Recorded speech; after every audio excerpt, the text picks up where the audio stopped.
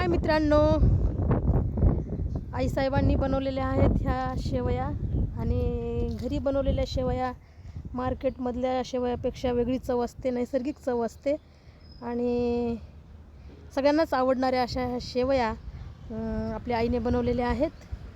आणि यामध्ये काल वंदू दीदीने पण मदत केलेली आहे. माझीच मदत लागलेली नाही, जस्ट मी आलेली आहे त्यामुळं बस. बाकी आईसाहेबांची मदत आहे. आपल्याशी आई बोलतीलच. हाय.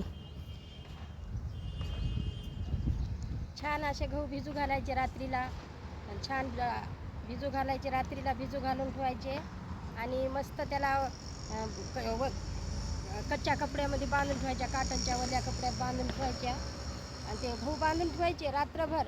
आणि उद्या फाटे उठून त्याला पैस करायचं, पूर्ण पैस करून त्याला चांगली सोजी येऊ द्यायची दुपारपर्यंत.